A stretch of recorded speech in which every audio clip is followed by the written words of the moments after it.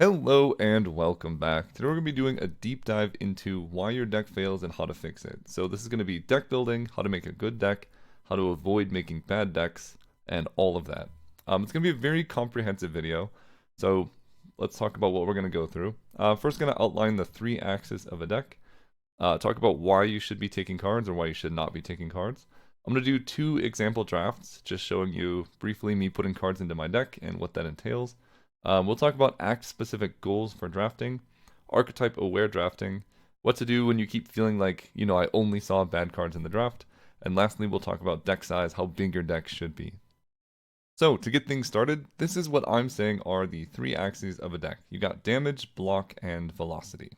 Damage and block are probably fairly intuitive for most people. That's just how much damage your deck can do, how much you can block. We'll talk about velocity in just a bit. It's kind of the most important axis to improve on.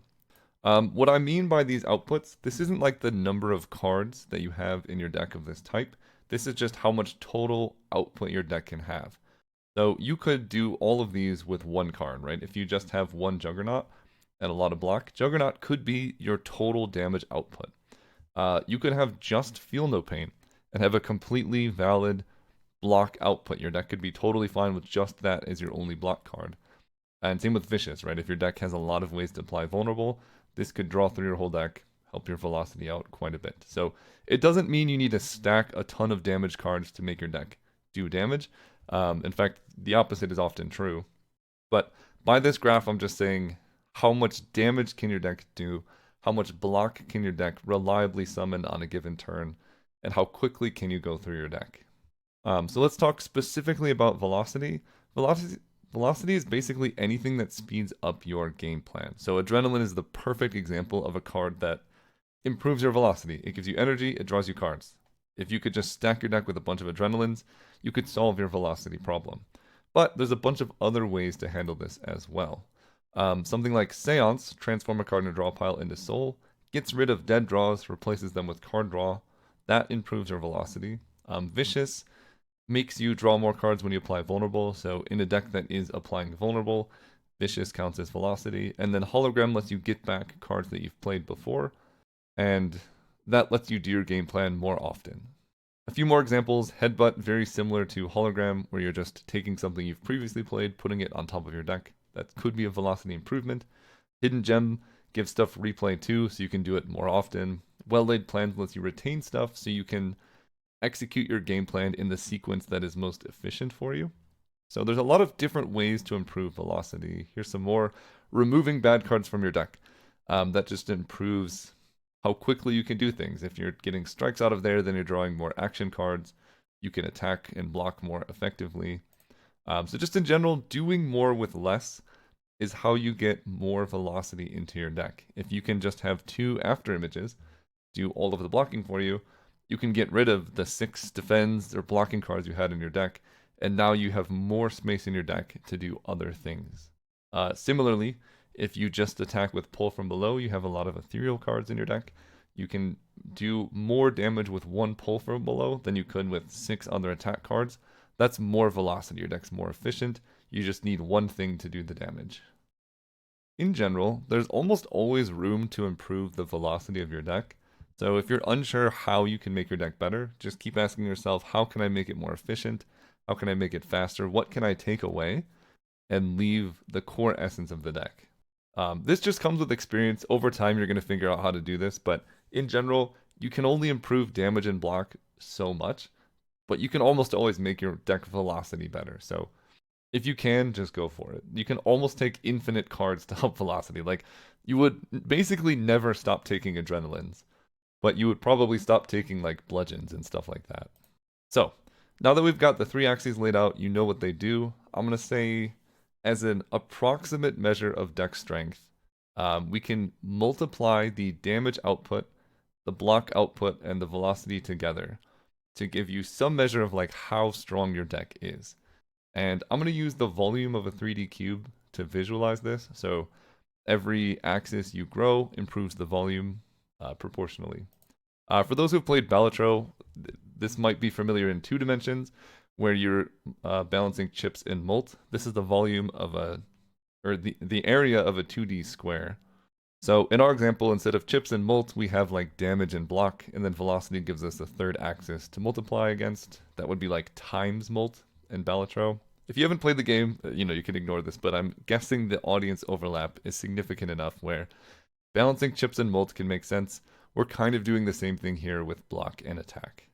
So just a few examples of what the 3D surface looks like in different deck types. If you have a lot of damage and a lot of velocity but no block, this is kind of what your volume looks like.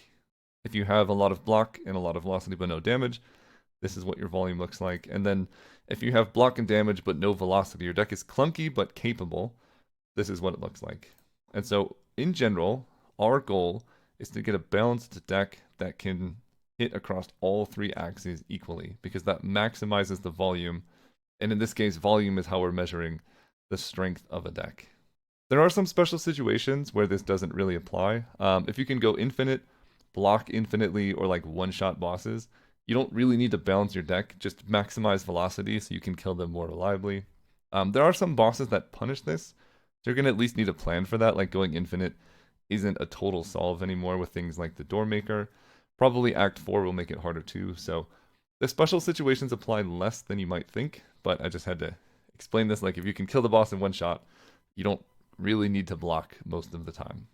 Okay, we've got our framework established. Now we need to start looking into drafting, right? The goal of this video is to talk about how to make a good deck. So the question we're asking is, we get offered cards all the time. Why should we take any given card at any time? And the answer is not because this card is good, but now that we have this framework of measuring how our deck is performing, we want to take cards that make our deck better. There's plenty of cards that are good that might not fit in your deck in any given situation. That's very hard to measure, right? You could just look at a tier list. If you take all the S tier cards, you're going to have a nonsense deck. So what we're looking at is, given these cards, which one improves our deck the most, if any? And use that metric to start taking cards. So if you have a high damage, low block deck, like we said, you have like this sliver, adding more damage doesn't add that much volume to your deck. Just taking an extra damage card might add like 27% volume. But if your deck is missing block, adding just a little bit of block can like more than double the strength of your deck because the volume goes up significantly. Now you have pretty decent attack and decent block as well. And in most cases, adding velocity is just good. In this case, adding velocity to the all attack, no block deck still helps it more than adding damage, but not as much as adding block would be. So what do I mean by that? Well, if your deck can already Ashen Strike for like 50 plus damage, you probably don't need that Bludgeon, because yes, Bludgeon will improve your damage output somewhat, but you already have pretty good damage. This isn't going to help you too much when you can just play Ashen Strike. So in that case, to improve damage, you would be looking for more things like Second Wind or Stoke, getting more exhaust so that Ashen Strike can get bigger. That way, these count as velocity. Second Wind is block, Stoke helps you draw through your deck, but you're getting damage in a different way. Or another example, if your deck body slams for 130, you probably don't need that Demon Form. Demon Form is objectively a pretty good card, but this is why we use the framework of, does this help my deck, not, is this card good? Because Demon Form is good, but it doesn't help your deck. It's going to add 2 damage to your 130 damage body slam every turn. That's a very small marginal improvement when you could instead be taking more block, stuff like that. As always, there are some exceptions here, so I'll just briefly talk about these. Anything that offers multiplicative scaling is definitely okay to take in some situations. So like Unmovable doubles the block gained, or Lethality makes your first attack do 50% more damage. These are multiplicative scaling based on your base damage, so in terms of total volume increase, it's actually not that bad, right? If you're doubling your damage, it's still a 100% volume gain. So these cards are totally fine to go for because they scale with what your deck is doing. As your damage gets better, these get better too. So if you're body slamming for 130 damage, taking like a Tremble adds 65 damage to your body slam.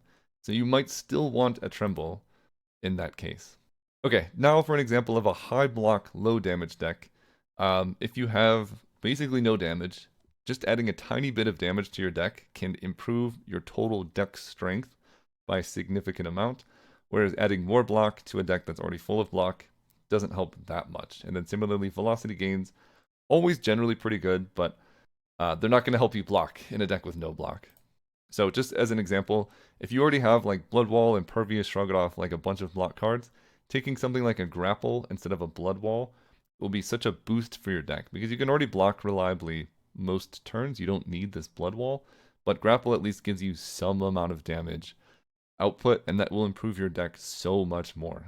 What I don't mean is if you already have a deck that can Body Slam, right? You have damage output. I don't mean just take extra damage cards because most of your cards block. I mean take cards that improve your damage output. So if you can already Body Slam for 130, you don't need a Twin Strike in your deck, even though most of your cards block, because your damage output is good. You're just doing damage in a different way than having a bunch of attack cards, and that's totally fine. Lastly, we'll get into a low velocity deck. This is most common. Like, your deck probably looks like this at the end of Act 1.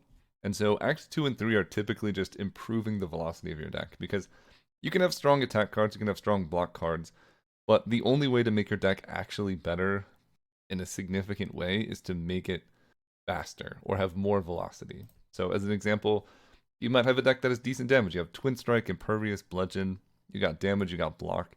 It could be better to just take a Bloodletting over a Demon Form in this deck, because Bloodletting can help you go through your deck faster. Not always, it depends on the specifics of your deck, but Bloodletting improves velocity, whereas Demon Form improves your damage output, but it actually makes your velocity even less because you have all these clunky cards going on.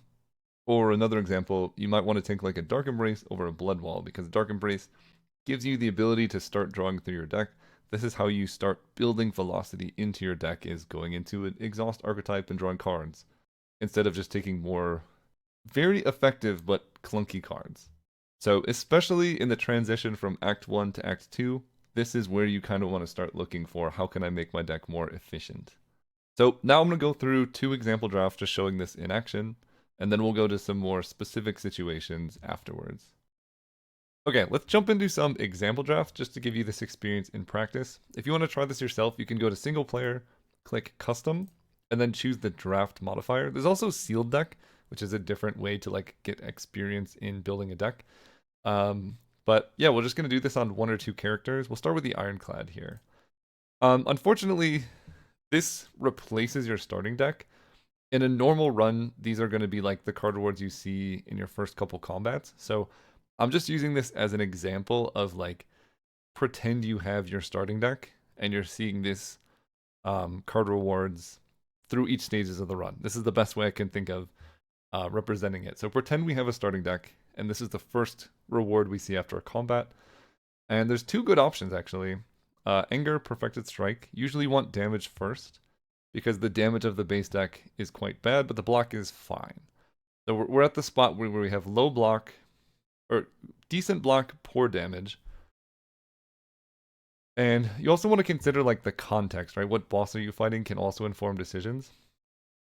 So with something like Phantom, you need to hit it a bunch of times before you can actually do damage to it, which would lean me towards taking Anger over a Perfected Strike, because 0 cost attacks are pretty good into the ink. I don't know, whatever the thing they have that prevents damage. So I would probably take Anger in this spot as my first card reward. After that, we just took a 0 cost card reward. Breakthrough is quite good. It's all enemies, so it solves kind of your multi-combat questions.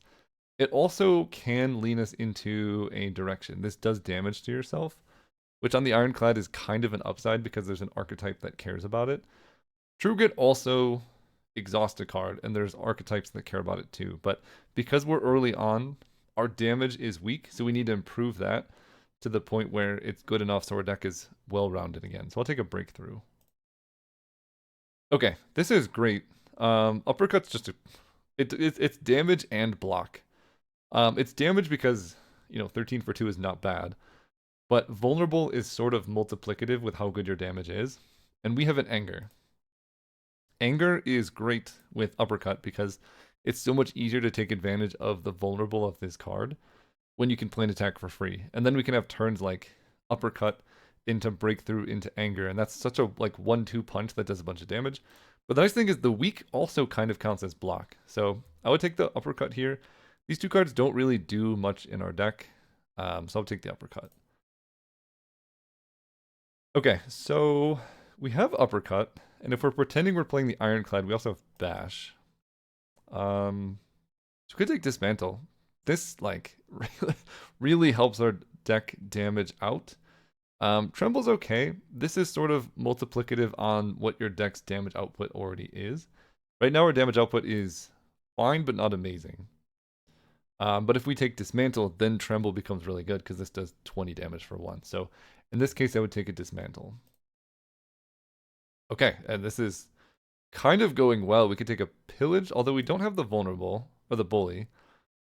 Pillage is good. Pillage with Anger in particular is a good combo because you could play this, draw all of the Angers you've created, and play them right away. Armaments is also still a consideration, but it's not good block. I typically like Armaments if you can upgrade it, and if your deck can get above a max hand size of 5, because then you're upgrading more than 4 cards. But if you're only upgrading 4 cards, it's not that good. So I wouldn't take this here. Bully or Pillage are my 2 considerations. Bully also works very well with Uppercut. So I think I would take Bully. This also pushes us into like a vulnerable archetype, which I think I like. We're really looking for block. The problem is the Ironclad doesn't get that much block, but I think like one Shrug It Off would make this deck 10 times better, so we're very much looking for it. This is actually not a very good Cascade deck. We have 2 zeros. So spending an energy to play something that's free isn't the best value. You could take a Whirlwind, but I don't think this deck necessarily needs a Whirlwind anymore. We have Uppercut, Bully, like we have fairly good damage already. So I could consider skipping on this. I would either, I think early on I might skip this combat reward. Whirlwind, like what does it help us with? We have the ability to hit enemies. We don't have strength scaling. We're looking for vulnerable. So I think I would either skip or take a Whirlwind. You can't skip in this, so I'm going to click something, but you could pretend like I did skip. Okay, this is interesting. We could take Expect a Fight. But that doesn't really help our deck that much. We have 2 zeros. Uppercut, Breakthrough, Dismantle, and Bully. I don't know if I would take that. I think I might just take Iron Wave in this situation because we don't have block. And our deck needs block. So taking an Iron Wave is going to help our deck do so much more than anything else would. Like, Expect a Fight, yes, it technically combos with the fact that we have a lot of attacks. But a lot of our attacks are free. What do we need all that energy for? It doesn't help advance our game plan. So I would take Iron Wave just because this is the only block we've been offered. We got to take it. Okay. Wow, this is a good situation. Tremble, 1-2 Punch, and Ashen Strike. So I think there's 1 incorrect choice and 2 correct choices. Ashen Strike I think is incorrect. Doesn't really do anything in the deck. Tremble and 1-2 Punch are both interesting. I like 1-2 Punch because we have a lot of zeros and it's good with the upgraded zeros because it's easy to go like 1-2 Punch into Uppercut, Bully, and you can play your whole hand out. I also quite like Tremble. Number 1, it exhausts itself, so it's acceleration kind of that doesn't stay in our deck. Like we want some vulnerable, but we don't need a ton, and that goes well with Bully and Dismantle. It's also quite good with Anger, Breakthrough, Iron Wave. Like it just boosts our damage overall. So I think in this context, I'm actually taking Tremble over the 1-2 Punch.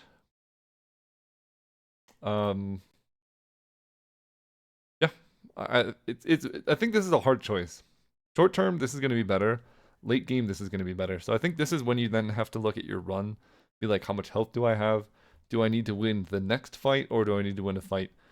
Am I struggling against the boss? Because 1-2 Punch, if you get an upgrade, would be really nice in this deck. Double Iron Wave. You could go like 1-2 Punch, Iron Wave twice, Anger twice. It would be kind of nice. But I think in this context, I would take Tremble for the short-term boost. So now we have vulnerable stacking, block, and damage. We really still need block. I think in this context, you got to take a Blood Wall. We need block. We don't have it. Like, Setup Strike and Rampage are cool. Setup Strike in particular is kind of nice with our Anger and Bully. But we already have so much damage that being able to just block a big hit from an attack is so much better. I would take a Blood Wall here. Happy that we did. Because now, this is actually a very interesting spot. We are towing the line between two archetypes. It's between Molten Fist and Rupture. Rupture in particular is a good upgrade. So if we have a card upgrade, right, we have Blood Wall and we have Breakthrough. This can give us strength scaling. This is sort of like the velocity we can get. That just makes our deck get better over time. Huge benefit of taking Blood Wall there. Molten Fist is nice because it helps us stack more vulnerable. That kind of only matters for Bully, and in terms of, you know, damage in our deck, we're already doing pretty well in damage with Dismantle and stuff, so I think I'm taking Rupture in this spot because it boosts our deck. Like, you know, every time, this gives us scaling into the boss too, whereas Molten Fist kind of gives us scaling, but not a lot. So anyway, I think this is a fairly balanced starting deck. It has some good zeros. It has vulnerable and weak. This is kind of like block, but not great block. What we're looking for with this deck, we have Blood Wall and Iron Wave. Not the best block. So we're looking for something like a Shrug It Off or a like slightly more block, I think is what this deck is looking for now, because we have damage scaling off Rupture. We don't need that much more in the deck. We have AoE, and I'm just overall kind of happy with this deck that we've drafted. Okay, so we're here for just another example draft on the Silent. Again, we're using the same assumption that these are just cards you're adding to the base starting deck. So I'm just using this as an example of what cards you would draft. The Silent's base starting deck has decent block, but pretty poor attacks. So I don't think Blur is a consideration for the first pick, but both Poison Stab and Blade Dance are. Given that we're fighting Lagavulin and Matriarch, stacking Poison, you'd like want sustained damage over time, whereas Blade Dance is just a one-time burst and then it exhausts from your deck. So on the first pick, I would take Poison Stab in this spot. The second pick is interesting. I think Flick Flack is incredible. Dagger Throw is also really good. Like, the Sly stuff in general is just really good. If we had first picked Blade Dance, probably would second pick Blade Dance because shivs tend to go well with shivs. But because we didn't, I think I might take a Dagger Throw. I tend to like taking the discard enablers before the payoffs because it's, in my opinion, easier to find more payoffs. Like, there's Flick Flack, there's a couple other common Sly cards. So the first discard card is quite nice. I'll take the Dagger Throw in this spot. Okay, this is interesting. We have already started with some damage. I'm not a big fan of Sucker Punch, especially on the Silent. You already have Weakened in your deck already, so I would not take this. But I think Deflect and Dagger Spray are both interesting. Deflect is good if you can boost your block capabilities, but I think the first AoE card is quite important for early combat, so we're going to take this. Now our damage is pretty good, right? We have Dagger Spray, Dagger Throw, Poison Stab. We can kill stuff. This is interesting. So if we had taken all the shivs, Finisher is kind of a logical next step. We didn't, though. I think it's between Piercing Wail and a Deadly Poison. The next boss is the Matriarch, so Deadly Poison, even though our deck needs block eventually, the starting deck in general, especially on the Silent, starts fairly block heavy. So you have a decent amount of room to add more attacks before you're too off balanced.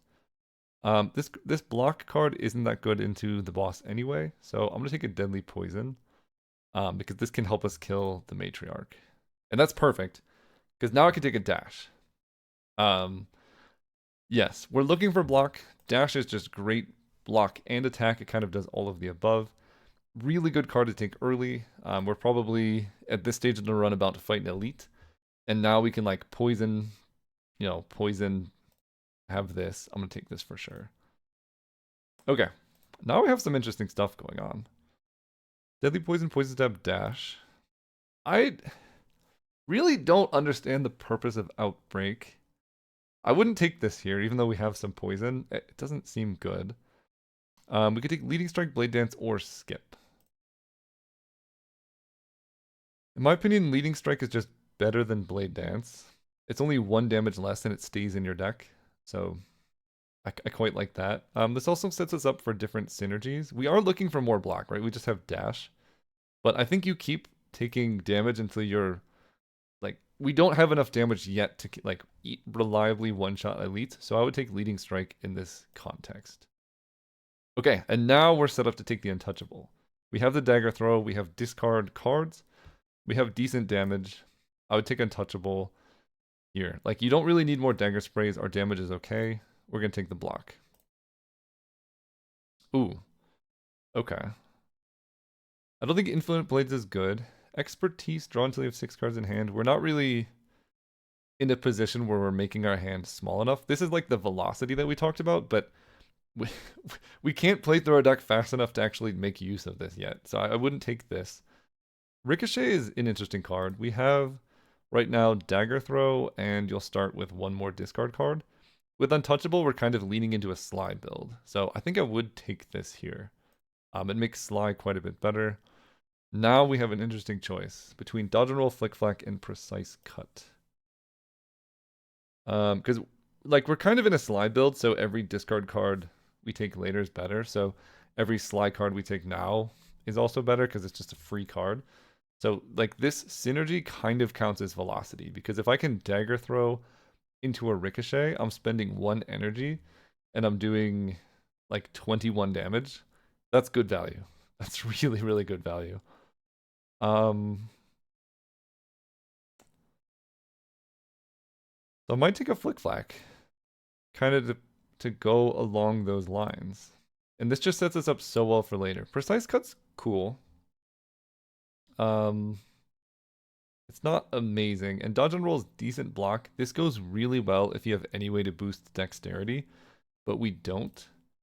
So it doesn't really boost the like the block of the base deck. So I would take a Flick Flack here. Oh, and we do get 1 more card. Oh, because of Ascender's Bane. Okay. Okay, this we definitely take a backflip. We have like a ton of attack. We're quite short on block at the moment, but that's just the way the cards played out. So now you got to just be thinking like, what is my deck missing? Block. Like a backflip's perfect in this deck. Taking more attack, like taking a finisher doesn't do that much for us because we already have actually kind of decent damage, and our main damage source is like poison. So I wouldn't take that. Anticipate makes your block better. We don't have block, so I wouldn't take that. So in this context, backflip is just the perfect card for us. And I'm pretty happy with this deck overall. We ended up getting the 2nd block card that we needed, or the 3rd. Again, this is in the context of you would also have the base deck in addition to these. But overall, not a terrible start. We got block, free block, and attacks. What we're looking for now is more velocity. Mostly through cards that help us discard, so then we can play these Sly cards for free, and some more block so that we can take advantage of these poison cards, and then a little bit more poison so we can take advantage of this. I probably wouldn't take any more like raw damage cards like Leading Strike, because we either want to be doing poison stuff or Sly stuff. So if you start adding more Leading Strikes and Dagger Sprays, that's kind of where your deck gets into trouble, because you're adding damage that doesn't really boost your damage output, and that's what we want to avoid when drafting. Alright, we finished our drafting, and now we're getting into specific situations and special tips, things like that. So act-specific goals. Generally, Act 1, you're drafting for raw card strength. Kind of what I showed in those examples, where you're just trying to improve your attack and damage. Whereas Acts 2 and 3, you kind of have raw card strength. Now you're trying to improve synergy and velocity most of the time. In many cases, you're also trying to improve your damage and things like that, but just being more efficient is often the goal. So just as an example, like Act 1, you're just kind of taking big numbers, right? Bludgeon doesn't have much synergy. It just is a big attack. Whereas in Acts 2 and 3, you're often going to be constructing your own numbers. So things that like do something for each is a great place to look, or whenever something happens, draw a card. These are the kind of cards you're trying to look for in Acts 2 and 3, because these scale much bigger than things like Bludgeon and Bloodwall do. Not that these are bad cards, I think you can play them together with decks like this, but in general, Ashen Strike in Act 2 and 3 can get up to like 100 damage, and that's just way more efficient than things like Bludgeon can ever get. And in terms of just drafting strategy, in Act 1 you rarely skip. You still do sometimes, but almost everything is better than starting cards. So your goal here is just to make your deck as good as possible, just improve the raw numbers. And then Act 2 and 3 you can start skipping more often because you don't need the third Blood Wall, you don't need the third copy of Bludgeon, right? At some point your deck starts getting clunky, and that's when you can start skipping so you can hone in on what is it that your deck is doing. Something that goes, I think it's not mentioned a lot, is statuses. And these act sort of like Molt for your damage and block. They're quite good, and I think they're very underrated in many cases. Something like Beam Cell, if you just have an unupgraded Sunder, Beam Cell adds 12 damage to Sunder. It makes it go from 24 to 36. So in that context, Beam Cell is 0 energy, do 15, which is more efficient than the Sunder that it's boosting. Or if you have Tremble into Bludgeon, Tremble effectively adds 16 damage onto the Bludgeon because it goes from 32 to 48. That is really, really good for 1 energy. And the thing about Tremble is it works for multiple turns. In the beta patch, this applies 3 vulnerable, so you could end up doing like 50 damage with a single Tremble over the course of multiple turns. So it's entirely possible that Tremble is the highest quote-unquote damage-dealing card in your entire deck. This acts sort of like the multiplicative scaling I was talking about before in terms of damage. So don't underestimate what a little bit of vulnerable can do because it scales with your deck. The same is true for Weakened as well. If you have Go for the Eyes, it scales with the damage of the enemies. So if you get to the final boss who's hitting you for 45, this just blocks for 11 essentially because it reduces its damage. 0 energy block for 11 is a very good card. So don't underestimate Weakened as well. And there are some diminishing returns because stacking multiple copies of Weakened don't work the way that stacking block or damage does.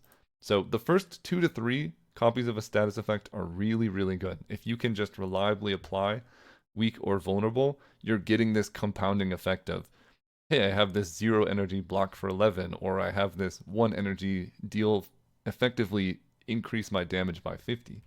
But you can't stack them. Like getting a second Tremble doesn't make this damage any higher. So the only reason you would want multiple copies of this is so you can reliably have vulnerable around, or you're moving into the vulnerable archetype. That's kind of a separate discussion here. But just in general, having enough vulnerable where you can reliably stack it on the boss is great. Having too much can be overkill. So the first 2 to 3 are good. After that, they're not bad, but you just get diminishing returns unless you're in the archetype that the Ironclad has. And then you can figure that out from there. Same with AoE. There's a lot of multi-enemy combats. Being able to hit all enemies is very important.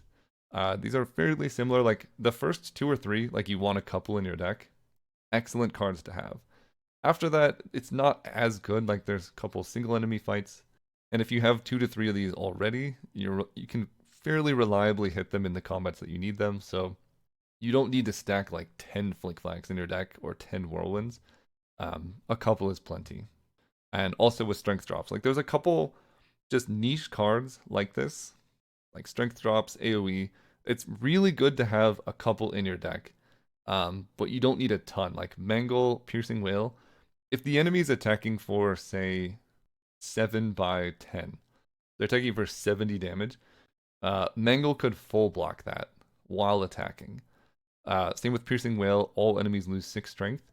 There's some enemies where they all attack for like 3 by 3. Piercing Wail could be 1 energy block for like 25. It's really, really good. You don't need too many, but you want to have enough where they can show up in the situations where you need them, and they're just incredible. And there's quite a few cards like this that are just situationally excellent. Just be aware that they're out there, and you don't need too many, but having a couple can really improve the quality of your deck. Next, we're going to talk about archetype awareness. This is a complicated video. I'll probably have to do a whole deep dive into this separately, but just worth mentioning here as we're talking about drafting that there are certain keywords that are just worth speculating on, and they sort of improve the potential of a card beyond what the base cards read as. So just as an example, like Flick Flack. This has Sly. And Sly is a keyword that makes it free when you discard it. So if you take Flick Flack now, every discard card in the future becomes better. Or if you take a discard card now, every Flick Flack becomes better. And this potential synergy is quite high and worth speculating on. So when you're evaluating cards, something like Flick Flack versus Dagger Spray, Flick Flack technically does less damage when played now. But by taking something with the Sly keyword, you're opening yourself up to more potential archetypes in the future, and so that could be a very good reason to take Flick Flack over Dagger Spray. The flip side could be true if you have like strength gain, right? Something that boosts your strength. Suddenly Dagger Spray gets better because it is a multi-hit attack, so strength scales with it more. So you just want to be aware of what archetypes you could move into based on the cards that you're taking. A similar example is Exhaust cards. Second Wind is not the best block card ever on its own, but the benefit of taking it is it lets you take things like Feel No Pain, Ashen Strike, a lot of Exhaust archetype cards that care about it. And then similarly, Ashen Strike on its own is quite poor, but you can grow it to do like 50 damage. So taking this early kind of can move you into the archetype later on, and Feel No Pain as well. You know, you might get like 1 or 2 Exhaust cards early. Not the best block card for now, but in Acts 2 and 3, this could be your only block card that you need for the whole fight. So if you're looking at cards, this isn't necessarily true. Sometimes you do just want to take a Shrug It Off over Second Wind, but if you're deciding between these two cards, Second Wind, just be aware that it could open up new archetypes for you in the future, whereas Shrug It Off will just help you right now, but it's kind of a flat potential card. So if your deck's already strong enough, you could take Second Wind, start opening yourself up to an archetype, and if you're like floor 1, maybe you take Shrug It Off so you can just be strong immediately. And just one more example, just Asti attacks in general. If you take like Fetch, 0 energy, Asti does 3 damage, draw a card. That opens you up to do things like Flatten, which requires Asti to attack to get energy, or Friendship, which gives you energy but decreases your strength. But Asti doesn't care about your strength, so it's really good with Asti attack. So like if you take an early Flatten, that does open yourself up to taking Fetch or vice versa. So just keep this in mind when you're drafting that Flatten. It might be worse damage now, but if you can then find some Asti attacks, it can be better damage than what you otherwise would have taken. So like in this example, if you're deciding between these two, So is much better damage now, but Fetch long term could provide more potential to like go into the Asti archetype, which could make it more a higher value pick depending on your situation. So just be aware that this exists, and over time you'll kind of figure out how to do this more effectively. Okay, moving on to this one. I get so many comments from my other 2 tutorial videos that were like, Caleb, this only applies when you have good RNG. I have garbage RNG and I only see bad cards in my draft. Unfortunately, or fortunately, the goal of the game is adapting to what you're giving rather than forcing what archetypes you know. If you find yourself saying, I only saw bad cards in that draft, really what that means is I don't know how to use the cards that I was given yet. At least 99% of the time. It is possible to pull a seed where you only see the same cards every single time. That is so rare. There was a whole team of people that their whole job was trying to find an unwinnable seed, and it took them billions on billions of seeds to try and find one unwinnable seed based on the cards you're offered. So what that means is, statistically, I only saw bad cards will basically never happen to you in any real sense. So almost every single time, if you feel like you're only seeing bad cards, it just means you need to improve your knowledge to figure out how to use the cards that you're given. That means learn how to play everything. I see a lot of people hating on Snakebite. This is a perfectly reasonable card. It's 2 energy, apply 7 poison. Pretty good damage. You could do things with Retain and Flechettes or Retain and Discard. So like, if you need damage and you're offered Snakebite, it might not be your card of choice, but it's totally reasonable and there are ways to make this work. I built the deck with 6 Snakebites. I won just fine. You can do it. And this gets into something I talked about in one of my previous videos, is an archetype library. A lot of times when people are saying, I only saw bad cards, what that means is they know how to win with a certain subset of the cards, right? If you know that Demon Form boosts your strength, you take a Demon Form, you get strength scaling, and you don't see Demon Form, you might say, oh, I only saw bad cards because I didn't see the thing I know how to win with. But what we need to do is get good enough at the game where we can win if we don't see demon form. So maybe you learn how to do the vulnerable bully archetype. That's great. Now you have two things. What if you don't see those?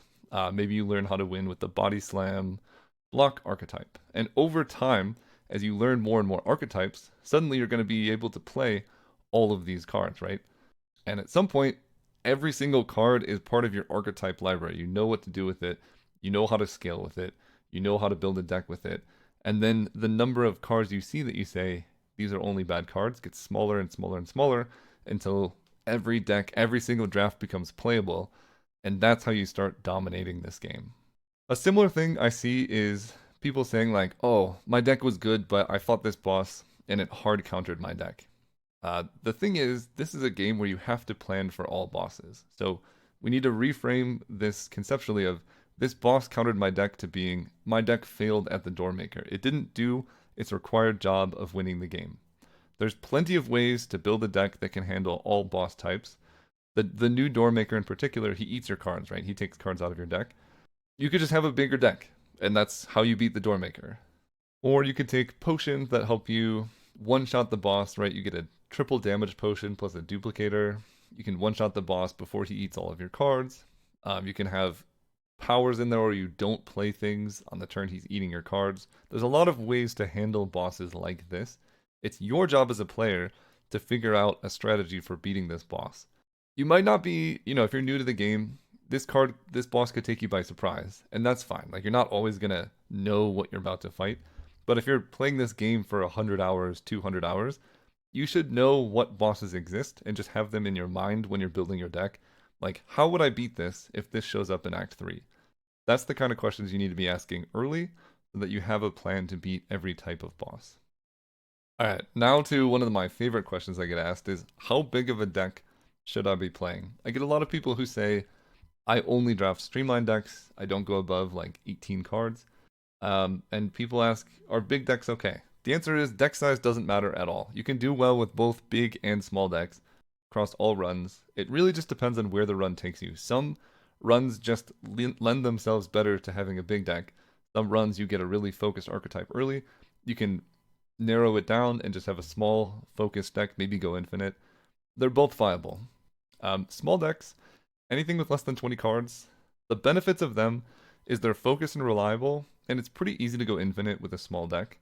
But there are a lot of cons. They're very weak to statuses, like things that put dazed in your deck, stuff like that. It's harder to fit a lot of powers in your deck if your deck is small, because you can have dead draws. So you can only have like 1 to 3 powers in a really small deck before it becomes clunky. They're less versatile, so you can't have answers to a variety of situations. Things we talked about like AoE or like enemy strength reduction, that kind of thing. And then Doormaker as well. Like there are enemies that just punish smaller decks. So if you are running a small deck, you either need to just be able to kill the boss before it can eat your cards, or figure out some way to handle Doormaker through potions, relics, or taking more cards to help that out. Big decks, the pros of these, they're very robust and versatile. You can put a lot of stuff in there that can handle a bunch of different situations. One huge benefit is they're less reliant on card removes. Small decks, if you don't find card removes, it's so hard to make this work, because you're going to have the basic strikes, the basic defense in your deck. Any curses you get are going to clog up your deck a lot. If your deck is like 40 or 50 cards, when you get those events that say, add a curse to get a relic, that's kind of a no-brainer, because it's like 1% of your deck is the curse. Or the basic strikes, they just become such a small percentage of your deck that it's very unlikely they're going to disrupt you in a meaningful way. The cons to big decks really is just that there's more variance in your draws. Like, if you have 30 attacks and 30 blocks, there's a much higher chance that you will draw all attack on one turn or all block on one turn than otherwise. So the thing that keeps big decks together, I think, is powers, because powers scale across turns. And so if you can play enough powers, or if you have good relics, then you can mitigate this problem of having more variance in your draws. So yeah, if you're trying to do a big deck, powers are perfect for the big deck archetype. They offer fantastic scaling at the cost of sometimes having dead draws in them. So if you're playing a small deck, You could draw all of these powers in one hand. This is a terrible hand. This is how you get shot for like 45 from the boss. If this is your hand, you're like, this hand doesn't do anything now. It does stuff later. But long term, like this is a really, really good deck. Like you're getting block every turn, you do damage, you get energy, your block stays forever. So in general, these would be a great collection of cards to have in your deck.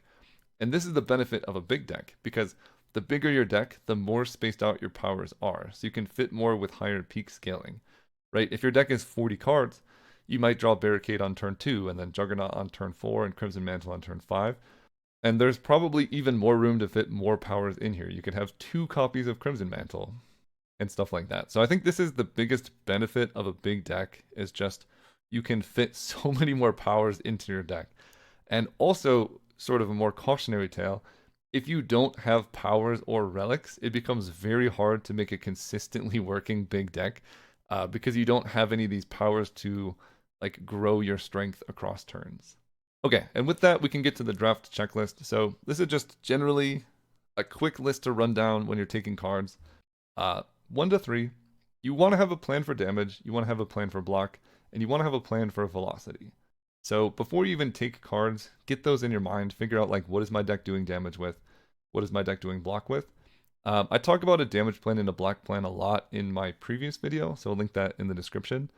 But once you have these laid down, when you look at a draft pack, you should be asking yourself, how specifically is this card improving my deck? It doesn't matter if the card's good. It doesn't matter if the card is bad. What matters is, does the card fit what my deck is doing? That's the question you need to ask. It might not help your deck what it's doing now. So number 5, be aware of archetypes you're opening yourself up to. What archetypes does this let me go into, right? This could improve my deck by giving me the option of taking Feel No Pain, Dark Embrace, Vulnerable Scaling, Shivs, Sly, all of that stuff. So keeping yourself open to what you could be drafting is great. And then number 6, how is this deck going to beat the boss, right? You need to think about what you're going to be fighting against, not just how your deck works in a vacuum. So start making plans now for how your deck's going to beat a boss, right? If your deck does all poison and you're fighting the test subject, you need to apply poison 3 separate times, and that becomes challenging. That's why the bosses are there. So you need to have a plan to beat that. Maybe just take more block so you can live longer, so that you can afford to poison the boss 3 times. Stuff like that. And then lastly, if you can't picture a specific scenario that the card benefits you, just skip it. You should be skipping quite a lot in Acts 2 and 3. Unless you don't understand the card, right? If you're still in that mentality of, I'm only seeing bad cards, you probably just haven't played with the cards enough. At that point, just take cards and see what they do. You might not understand what it's going to do. It might be terrible in your deck, but you'll never know until you take it, play it, and see what it does, or maybe watch content of other people playing it so you can get a sense of what these cards do. So in general, you should be skipping a lot, but if you're new to the game or if you're inexperienced, then you shouldn't be skipping that much, because you need experience just putting cards into your deck. And the only way to do that is to branch out beyond what you're comfortable with, try out new cards, see how they work. Over time, you'll get a sense of what does and doesn't work. Then you can start skipping, and your decks will get more and more focused. So, as always, thanks so much for watching. If you like this, consider subscribing, and I'll see you next time.